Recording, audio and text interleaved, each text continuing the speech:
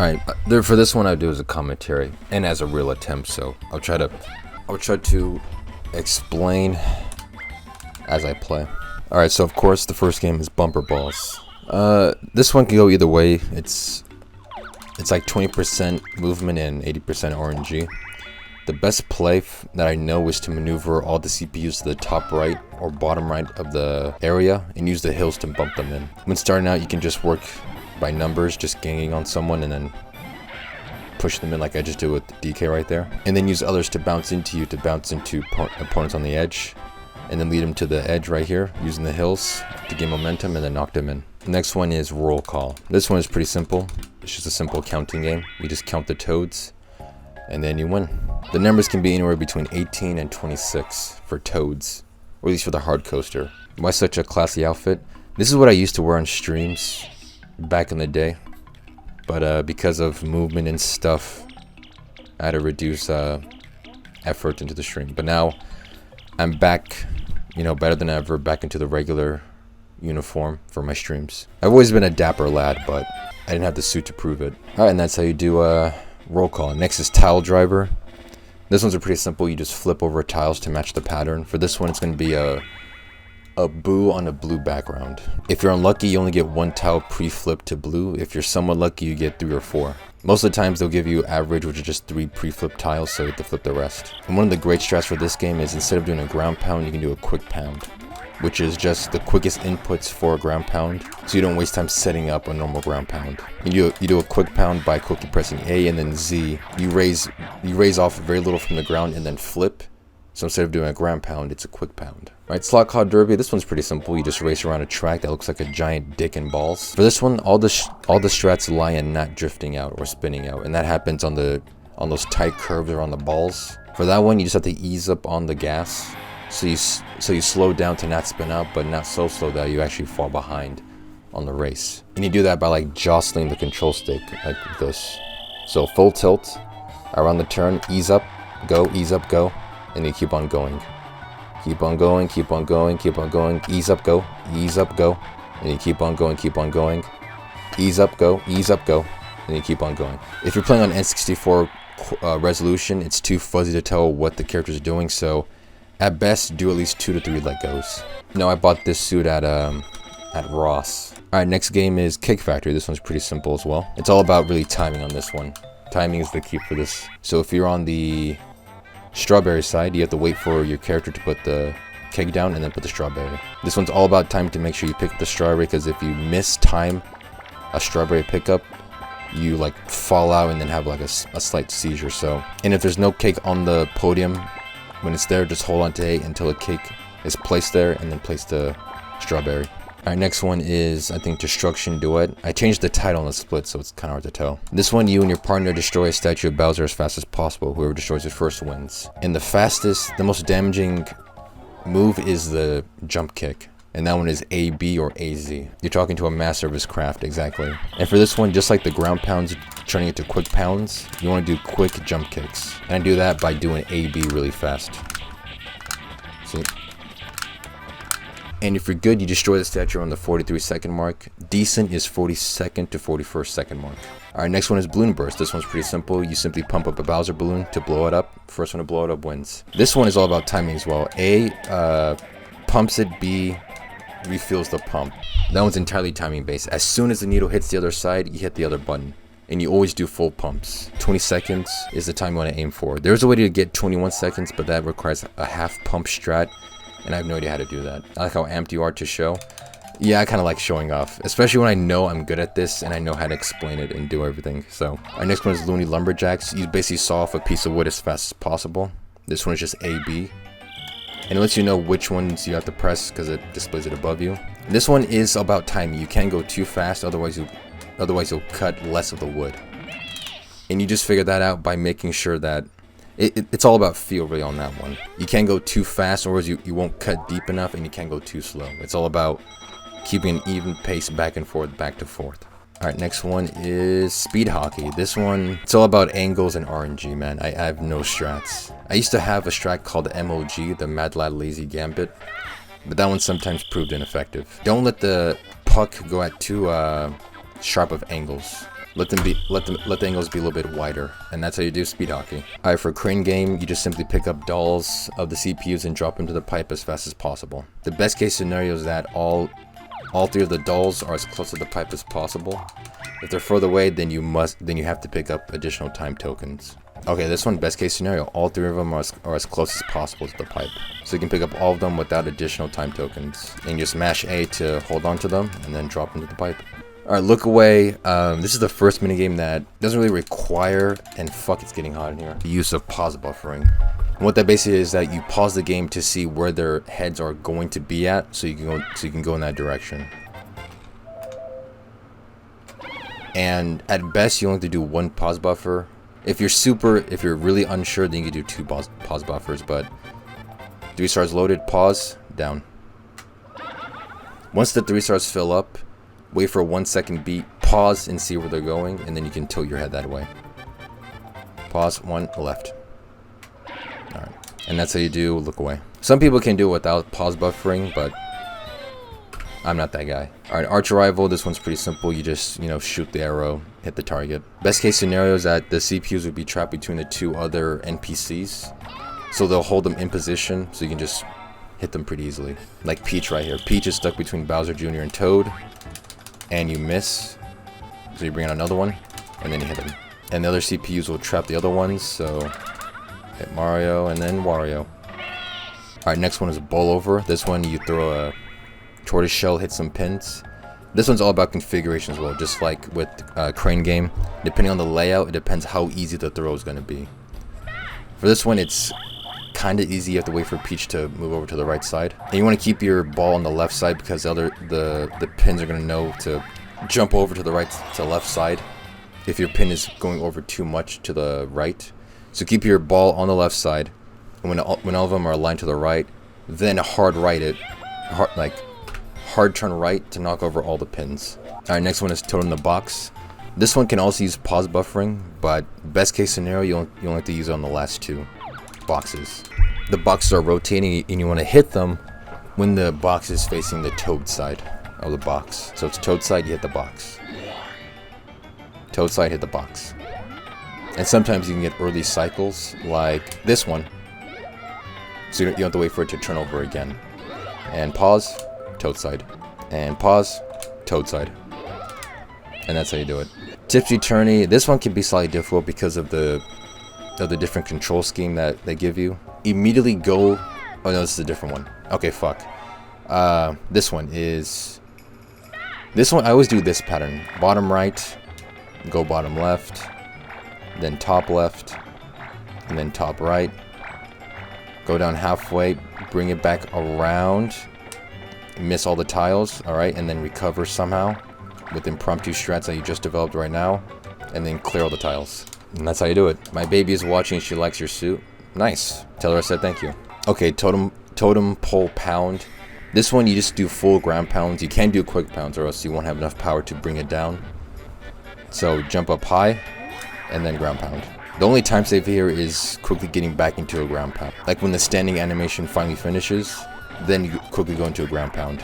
And you'll know it's a successful ground pound when the eyes of the totem pole turn to X's. If it's any other shape in the eyes, it means it wasn't powerful enough. Dizzy dancing is the one where the control scheme is like changed up. So the one way I do it is quickly tilt your control stick in the opposite direction where you think forward is, and then just quickly adjust there to find out how to continue going straight towards the disc. So bottom left, I go bottom left, turn around. There it is, straight, and not jump high enough to get the note. That's what you want to do. Make sure you don't grab the note. That's very bad. Okay, and Shell Shock, that's the tank minigame. The strat I like to do is right, left, lob 2 shots over. Right, left,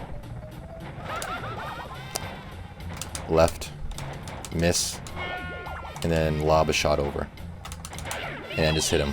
Alright, Magna Carta, this one is, all you do is just pick up 15 coins, really. Aim for the chest, and at least 2 bags, and then you're good to go. Alright, Bobsled Run, this is just simple. You move a bobsled down to the finish line. And you want to make sure you hit all 3 boosts. Mash A to get a running start. The second one, that took me a while to learn as well, but the second one, you basically move out to the right, as far to the edge as possible, and then when it comes to the left turn, quickly jerk it left, and then you'll make it into that tunnel as close to the rest as possible. And as soon as the cave comes in, hit left, hit the wall, then you go in, hit the second boost. A good time is like a 111, 112. Alright, next one is hand car havoc. This one, yeah, you just move a hand car fast as possible. Just mash A, you tilt over so you don't fall off the track. A good time is 28, 29 seconds. Decent is 30 seconds. Alright, sky pilots. This one you just fly plane to the finish line. First one there wins. You want to make sure you miss all the cannonballs and hit the rainbow boosts. I think all rainbow boosts come in 2 as well, so hit the double boost. A pretty good time is 48 seconds. Decent is 49 to 50 seconds.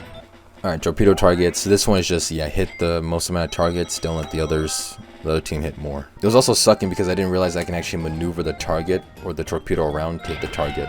I thought it would only go straight. So that saved a lot of frustration. Yeah, you can actually maneuver the torpedo to hit the target. I didn't realize it as well until I read the directions again, but... Alright, Toad Bandstand. This one's pretty simple. You just hit the note when it's your turn. You'll know you missed your time when a acorn falls on your head. Alright, Quicksand Cache. Alright, this is the first game that has the most advanced strat by far in the game. What you want to do in Quicksand Cache is called CMC, or coin multiplier cancellation. So you want to go into the mini game. Once it starts, you want to immediately kill yourself. If you haven't died beforehand, then you do CMC. If you have died, then you don't have to mind it.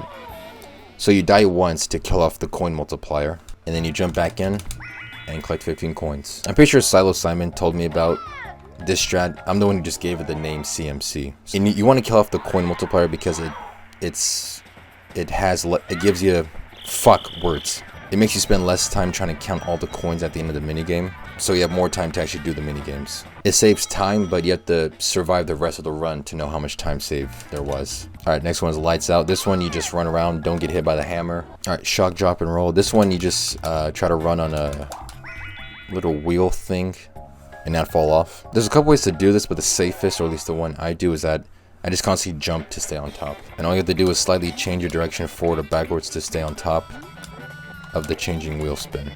Alright, move to the music. This one mini game, it did cost me a lot of time when I was still trying to get good times, because my memory was just terrible. I couldn't remember the notes. It starts off with 5 notes and then all 6 notes. And it's the best if 2 of your other teammates survive, because that makes you have less of the buttons to remember. Alright, this one you mash A to rush to the finish line. Don't get bumped or bump into the snowballs or the other characters. Just keep on mashing. Don't mash A too fast or else you're gonna slip. How do you remember constantly? I remember by pre-moving my hands to the buttons. Like I hover over, I fake hit the buttons on the first 3 notes, and the last 3 notes I just say in my head. Alright, for this one you just move over. Don't let the bombs get into your boat. I only move when I need to, so I don't waste time going in the direction of another bomb. Alright, World 7. World 7 has probably some of the hardest mini games of the coaster, including World 8, but World 7 is the first one up. Alright, Honeycomb Havoc. This one took me forever to finally figure out what to do, but it's all a numbers game. Alright, so in the first round, you count in groups of 2 the fruit ahead of the honeycomb. So there's one group of 2. Wait, how'd I do it? Yeah, okay. Count 3 groups of 2 fruit, or just objects in front of the honeycomb. So there's 1, 2, and 3. And the one after that is that orange, after that little green and white fruit. So that orange is the orange you want to aim for, or like the last fruit that you get. So you have the green and white thing in the apple, the 2 coins in the grape and green thing. So aim for the orange, or whatever object is like after those 3 groups of 2. All I can do now is hit 2. Now the orange is remaining. So what I know from this is that given the maximum number of things you can get from the tree, which is 2 items, and the orange is still remaining, even if every character hit 2, I can still play the game because that orange is still remaining. So it's just really a numbers game. So yeah, you want to plan for the worst case scenario. If every other person hit 2, you can still get the orange and still not hit the honeycomb. That's basically what you want to do. So we let this play out. Mario hits 2. Now there's 4 remaining. Like, of safe space. Peach hits 2. Now there's 3 remaining. Wario hits 2. He hits 2, so I'm still giving that 1 extra space right here to hit. And now Mario has to get the honeycomb. So that's basically what you want to do. You want to plan ahead for the worst case scenario about counting in groups of 2. So I'm safe. Mario gets the honeycomb. He's eliminated. And now for this one, and for each following turn, you want to count 1 less group of 2. So now you only count 2 groups of 2. So that's the grapes and the apple, and then that green thing and then the coin. So you want to aim for that for the strawberry next to the coin. So Peach can hit 2, Wario can hit 2, and you can hit 1, and then you'll still be safe. Also to note, on the spins of the dice, you can mash A to still hit the current number that's on, instead of waiting for the dice to do a full rotation to 1 and then 2. You can pre-hit or like quick mash to hit 2 again. Okay, on this last turn, this took me forever to finally realize the last turn strat. What we want to do for this one is count 3 objects ahead of the honeycomb. So that's the grape, the orange, and the coin. You want to aim for the strawberry or whatever is just after the 3 group. So for that, and once you identify the fruit you need to go to, you count groups of 2 or groups of 1 what you need to hit in order for you to get that strawberry. So you want 3 items remaining when finally it's your turn, or when it's like really close to ending. So that would be, you hit the strawberry. So 2, 1, 2. Alright, so what you want is, it's 2, 1, 2. That means Wario gets 2. I get 1, that's strawberry. And then Wario gets 2, the grape and the strawberry. You don't want that to happen because you want 3 objects remaining when you're leaving the dice hit. So 2, 2, 1. That's even worse. So you're probably fucked on this one. In this case scenario, I'm fucked. The only thing I can hope for is that Wario hits 1 when there's 3 items remaining. I hit 2, the orange and the grape, and then Wario gets the honeycomb. So that's 1. Oh, wait a minute. No, you can't recover. Fuck me. I'm stupid. If he hits 1, I can hit 1, get the orange. And then Wario hits 2, the strawberry and the green fruit. And then I hit the strawberry, leaving 3 items remaining. So yeah, you can recover. I was just too short-sighted. I want to hit 1. And I just fucked up again, so fuck me. Alright, if he hits 2... No, he hits 1. Alright. You want to hit 1. 3 items remaining. This is the scenario I was talking about. You want to have 3 items remaining on the tree when your turn ends. In this case scenario, you always win no matter what. So Wario can hit whatever. He hits 1. You hit 2. And then you win. It's pretty simple. Okay, next one up is Mega Marathon. This one's pretty simple. You just mash A and B together at the same time to wind up your thing. Whichever puppet goes the furthest wins. Yeah, I'm gonna post this on YouTube. Fuck it. In best case scenario, if you're on a run where there's very little time save, you want to make sure you don't go too far out. Like the other dolls die around the 30 mark, so you want to aim for around there. That's actually pretty close. That's the furthest I've gone to try to beat my time. Alright, the next mini game is Reset Simulator, or to the common man, it's called Abandoned Ship. This one, again, I've talked to Silo Simon, I've talked to Saffronac. There's no hard strat. It's just best case scenario, what I like to do, or what I'm trying to aim for. There's 2 scenarios for the very top of the pole. Either it's a very long stretch of just pole, or there's the top of the pole and there's 3 branches of wood. Statistically, I've always won when there's 3 branches of wood on the top of the pole, because the CPUs tend to go after the coins that are in the sections of the branches, and as they go for it and then come back, that gives you more time to rush up the pole and then grab the top. So again, it's just RNG. There's no hard strats. Just fuck you. I normally thought that was the thing, like, depending on how many times you get hit by the fish, that slows you down by that amount. Oh, balls. Okay, fucking, yeah, he rushed up. Which is why when I eventually get world record in this category, I never have to play this fucking shit ever again. Luckily for the YouTube viewers, they won't see this bullshit and they'll just jump straight to the end of the game. The hitboxes on these fish are fucking asshole, alright?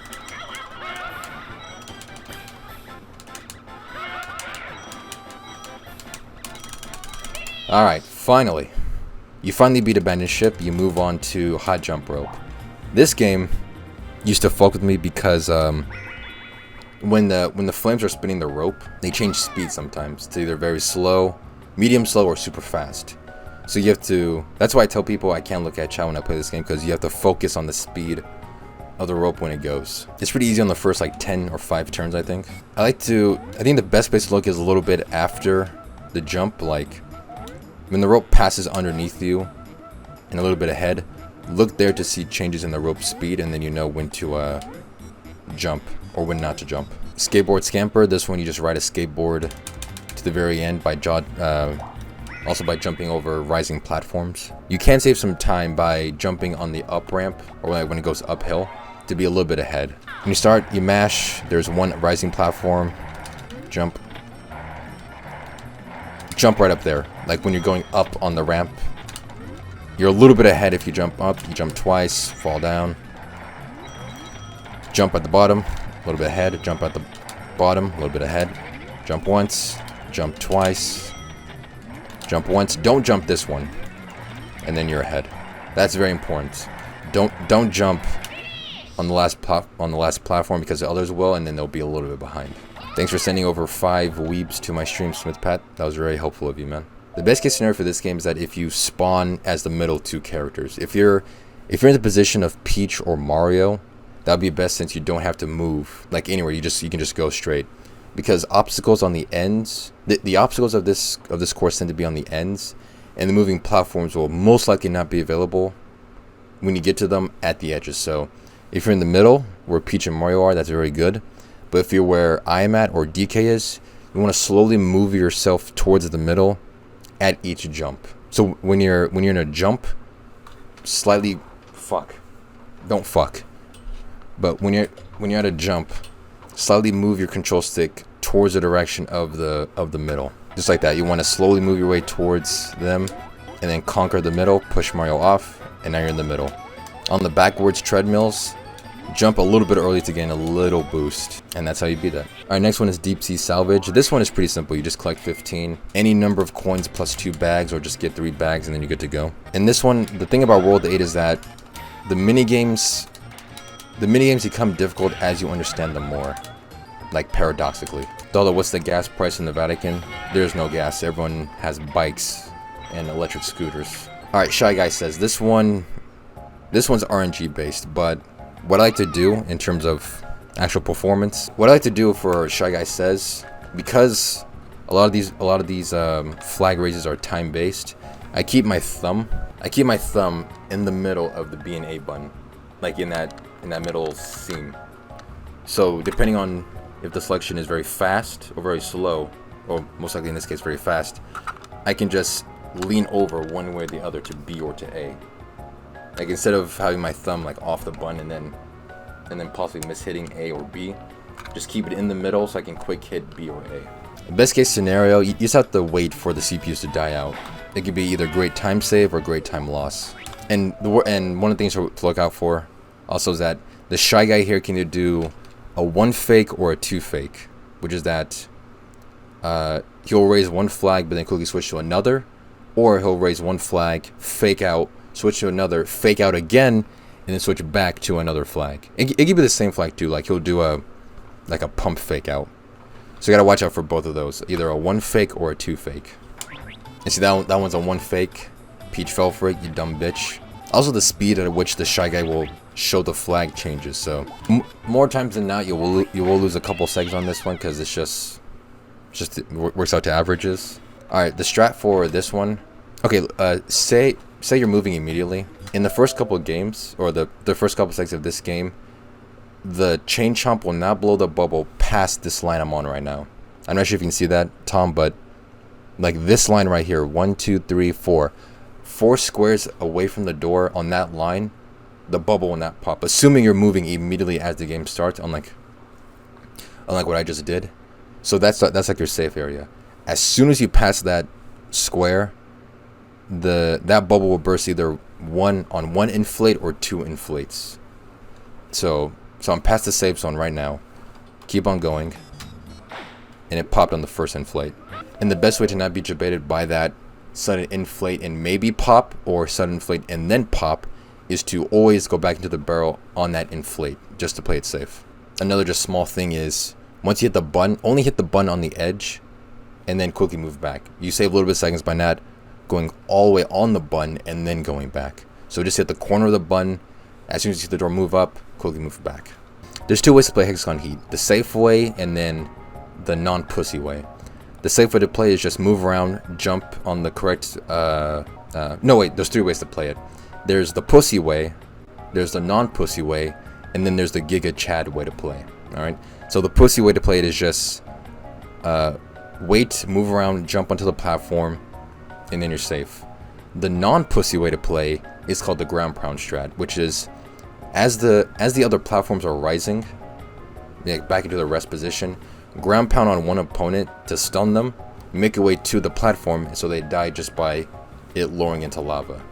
The Giga Chad way to play includes ground pound strat and interference play. That means you ground pound on the opponents, and as you go to the chosen platform, you edge guard it, like you play edge games, to push off the opponents from jumping on the platform. So it's like, you have multiple ways to play it. It depends on your time save, how ballsy you are during the run, if you got, you want to show off to the chat. So you can pick those 3 ways to play it. The pussy way, non-pussy way, and the Giga Chad way. As soon as it starts, do a ground pound immediately on the bitch, and then it's pink. Go on pink. You edge guard, make them jump, fall off. Okay, they didn't. Actually, I'm going to play the Giga Chad way. Ground pound. Green. Mario falls off. And he falls off. That's how a Chad plays that game. Yes, just radiating pure Chad energy. It happens. Alright, this is the last difficult minigame of World 8. And of the entire coaster. Lava Tile Isle. I've gone through I remember losing a lot of world record runs to this one as well. So, the best case scenario when this game starts, either spawn on the top right block or the bottom left block. Because those are the blocks that don't move as the game starts. There is one safety position you can be in, which is when there's a hole in the middle and there's a block on the top right. You can stand in the middle, or you can stand on the bottom left of the top right block and then punch people into the middle, which is just a lava section. I'll show you when the game starts. There's 2 ways to play this one. The pussy way and then non-pussy. There's no Giga Chad way of playing this because this game is too difficult to not recover time. So I'm on bottom left, which is okay for only 1 turn. Top right would be much better. So as it starts, as the game immediately starts, Wario will either pursue me or go up and pursue Mario and DK. What you can do right now is you can stay bottom left until it moves, or maneuver your way, dodging everyone, going to the top right. For right now, I'm going to go top right. The position you want to be in, right here, when it's in H form, this is when it moves to the empty block in the middle. You want to stand about right here, facing the middle, so when the CPUs move around, assuming they don't jump on you, which is what they'll most likely do, you can punch them as they try to move within the middle into the lava. Okay, got Wario. Fucking bitch. This is what I hate. You can't play... This is what I fucking hate about this minigame. You can't play too rough, because recovery is impossible, and when you fuck up, it's only your fault. And see, an absolute Chad would fucking knock someone over at the very beginning on the bottom left. Assuming you're bottom right or top left, you can run over quickly, knock someone over with 2 punches, and that's just absolute baller gameplay. And luckily, on that last second mark in the middle, they'll just stand on there and kill themselves, which is best case scenario, just RNG. This one's pretty simple. You just dodge cannonballs and missiles launched at you. The best strat I know for this, stay on the left side, or lower left side, and just jump on every missile or cannon hit. The CPUs will sometimes jump on you, that's okay, and when a cannon hits, you'll just get stunned for a second. Just make sure you're not too close to the edge. I'll show you right now. I like to stay on the left side and just jump on every cannon hit that hits the platform. So the CPUs will jump around and whatnot. Also, this is really cheeky thing I've done multiple times, is that I will jump when the cannonball is descending on the platform. I'll jump into the cannonball and then die. I've done that at least twice, and it's befuddled me. Make sure you don't jump into a descending cannonball to get knocked over, because that will destroy your ego. And if you're in this grand lucky position, you're by yourself on the platform, you have all this room to work with, and at the 7-second mark, the ship will launch the big missile, like the giant missile, whatever. And for that one, you can't be on that platform because it will knock you off. So when that hits, when that descends, you have to be in the air. I'll show you right now. Jump twice, you're good to go. That one. All right, very last mini game. I call this one Shell Shock 2 because it's still shell shocked, but just with Bowser Jr.'s. I know it says I'm 20 minutes behind, but this may be world record. And for this one, in terms of just pure execution, you'll go through these lines of dialogue, right? He'll tell you that you have to go back to the beginning, and you give an yes or no. It doesn't matter which one you hit, luckily, because when you're facing down the clock, you got the last seconds to work with. Menu navigation is not something you want to worry about, and luckily Nintendo didn't fuck this up. So, Tom, it won't matter if you choose yes or no; it'll still continue on. So hit yes. Other Toad shows up. Wait a minute, he's a fake. He's the imposter. Get it? Like Among Us? That's funny, right? The Bowser show up, play shell shocked, more dialogue boxes. For this one, the one only strat I've came up with that somehow miraculously works is this: front, left, right. So which one to do? As it starts, go right, launch one on the edge, hits the furthest guy, goes out a little bit maybe, throw out another one. He doesn't. You take a cannonball to the face, you miss twice, right? Launch one, and you get hit by the guy on the right. That's what you don't want to do, right? You're not fucked, but it's just really difficult. All right, go at it again. Hit him once. Exchange, miss again. Hit him once, left guy. All right, get some cover behind here. All right, lob a shot, lob another one, and then you win. That's what you want to do. And then you stop splitting on the close. And that's how you do it. That's how you speedrun hard minigame coaster hard mode on N64.